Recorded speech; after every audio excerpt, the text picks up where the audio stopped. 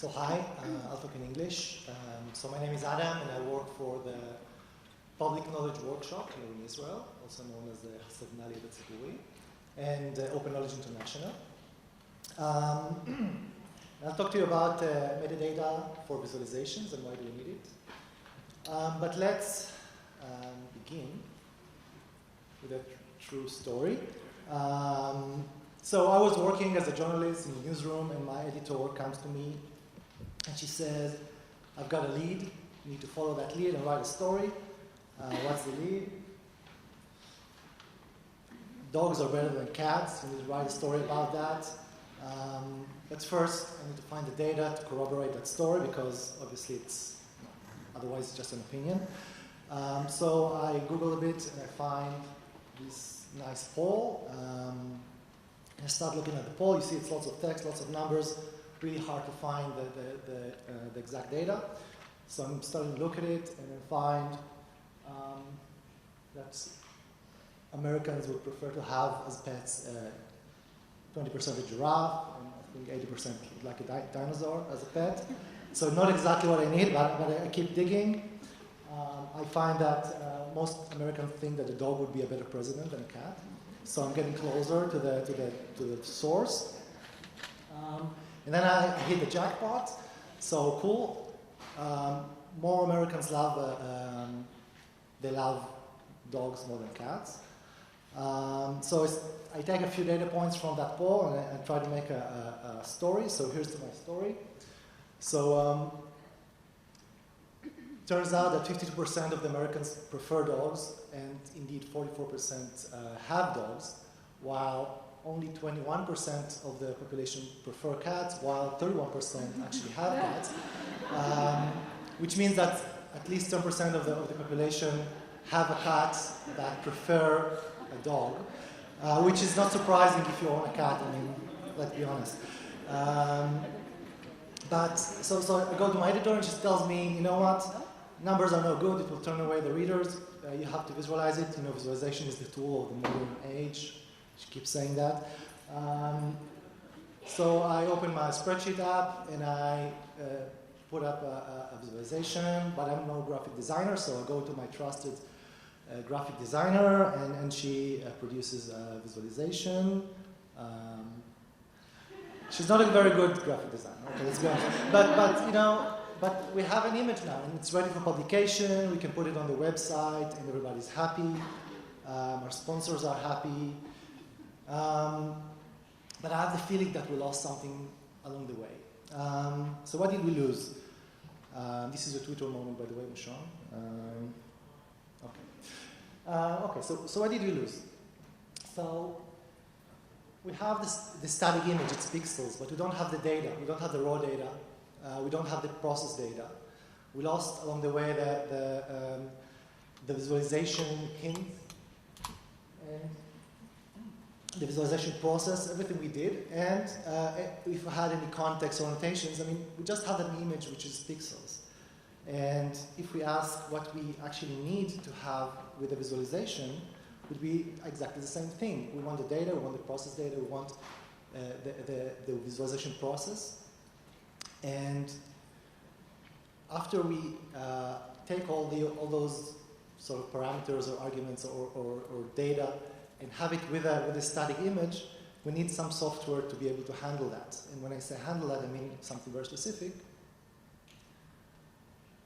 We want the browser to be able to render a visualization without having that image. I mean, we have the image, that's cool, but we want the browser to be able to render that same visualization on its own, only based on the data and the metadata that we provide. And the real question here is, why do we want that? And that's a good question. I hope I'll answer in the next few slides. So, first of all, credibility. And as you know, visualizations have a tendency of being very biased, and they tend to sometimes mislead. It could be deliberate, it could be unintentional. But if we provide the data with the visualization, then improve the credibility.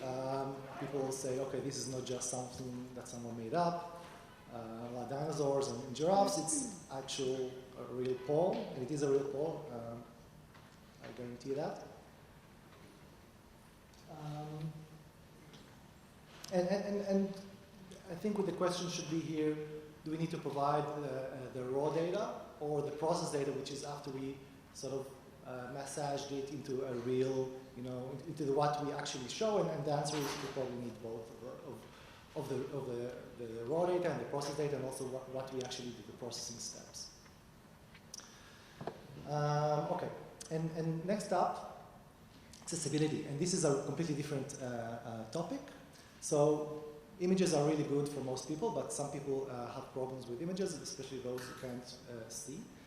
And 5% of the population is colorblind, so some visualizations are just unusable to them. But if we can render the visualization in the browser itself, then we can probably choose a different color scheme for those specific people. Some people who are totally blind can use a completely different rendering engine. So instead of just showing a visualization using, let's say, visual terms, but they can use sound. So I saw a cool project that takes visualization, but instead of using an image, basically uses the pitch and the volume of the sound to reflect the data.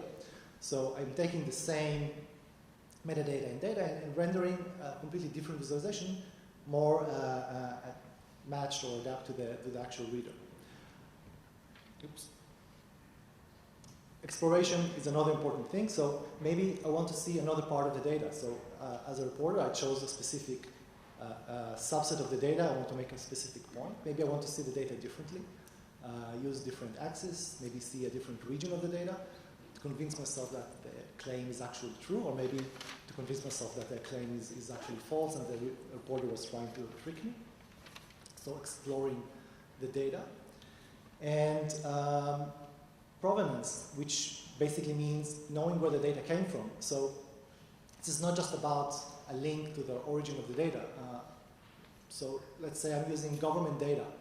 I'm taking it from a government data portal, but the portal always keeps changing the data because the data is dynamic, or maybe the website gets turned off after I publish my article, or maybe the government falsifies data after I publish it and saying that I lied somehow.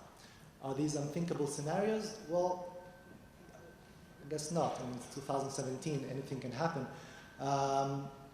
So being able to actually use cryptographic methods to digitally sign the data to prove that the data I'm showing is exactly what it was when I downloaded it is important.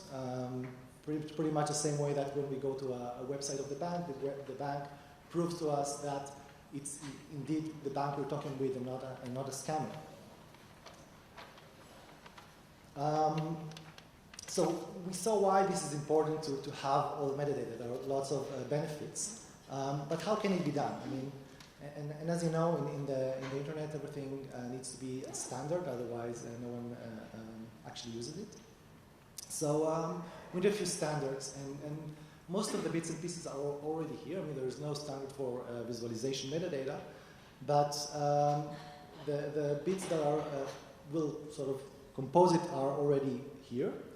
So we first need something for passing data or having portable data, and we have here a few projects. One of them is called the Frictionless Data Project from Open Knowledge, and it's basically a spec for specifying a means to transfer data in a very portable way, in a very documented way, and with a schema that allows you to validate the data. So that's one bit. We can use a framework called the Jose framework, which is a framework built for the web in order to digitally sign data. So now we have data that it's trustworthy. We know that it came from exactly where we say it came from. We need something or some spec to tell us how to show the data. So, so first let's talk about what data out of this entire data set we need to show. So we saw earlier in the talk talk by Idan. He talked about the Vega framework, so that's one example. I mean, there are a few options here, but that's one example. So we can see here a bit of the JSON description, and you can see that it applies a filter and it applies some grouping. So it does describe the data processing done on the original data. And the same Vega framework also provides us a means to describe the visualization itself. So in this example, again by the Vega, we can say, okay, we have the visualization. It should be a bar chart. It should have one axis which is temporal, so it should act as something that shows time. Maybe the other axis is logarithmic. So it describes the visualization that we want to show, and this provides enough information for the rendering engine to render the visualization. However, the visualization engine is basically implemented independently of the image that we provide. Okay. So how do you make it work with the web? And this is the hardest part, so concentrate. No, I'm kidding. So let's start with what we already have. And again, we don't need to reinvent the wheel here. So if you ever work with HTML, you have a tag called image, which is used to show images. And if you ever wrote any HTML page, then you probably used image.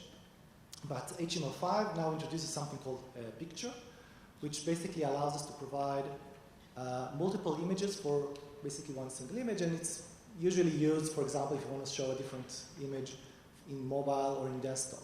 But we're going to reimagine this picture.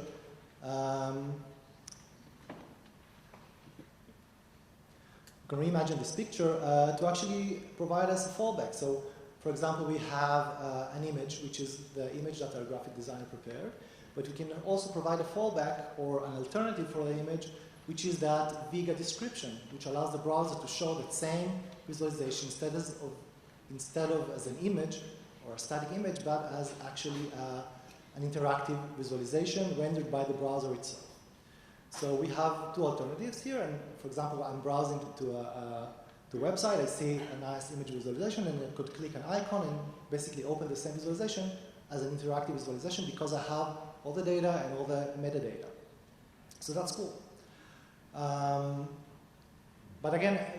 But here, for example, the data is embedded within the metadata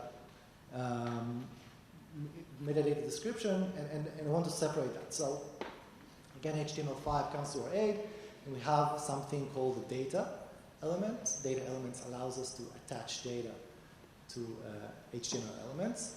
So that, again, it already exists. And it can be, again, reimagined to, instead of attaching data to, for example, here an element in a table, we can basically attach it to a picture.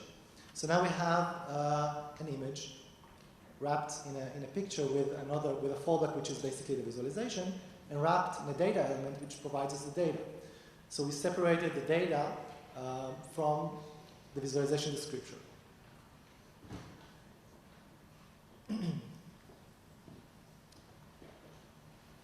But we can take this even one step further. I mean, here we have, basically I'm providing both the image and also the visualization description, but why? Why am I doing that? I mean, I'm downloading the data, for example, from a data portal.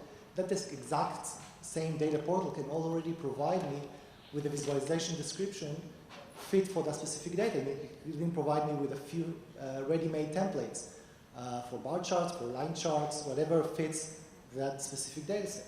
So I'm downloading here both the data and the description of the visualization from the data portal. So I have an image, but I'm wrapping it with the source of the data and also the visualization that's also provided by the data source, basically, the data portal, which is cool. But that brings us to think, okay, oops. Okay, and that brings us to think, okay, why do we even need the image? I mean, we can just show a table of the data, right, and just wrap it with the data and the visualization. So whenever I see a table full with numbers, I can just click an icon and see the visualization provided by that data publisher. And even one step further, we can even make a claim. So here, for example, I'm making a claim about the population of Japan. So that's a claim. It might be just one claim inside a full article. But I want to, to prove that claim to the readers, and I can wrap that with a data element, with the exact data set of the entire world population, and also visualization description that makes it very easy for readers to actually click on that claim and immediately open a visualization showing all the data with lots of ease. So that's how you make it work with the web, or could make it work with the web. So to sum up, I think that separating, well, we need to bring visualizations to the modern age. Basically, putting visualizations as images on websites, it's like, I don't know, so 2000s. We need to bring it to the modern age. We need to separate the data and the processing steps and the rendering one from another. This will allow more flexibility, allow more actors to come in. So the data comes from one place, maybe the rendering comes from another place. It will help improve credibility and also destructure the inner construct that Inbal talked about earlier. And also, we have other side bonuses which make visualizations more accessible to users and more credible, and allow the journalists to prove that the data came from where they say it came from. So that's it. Any questions?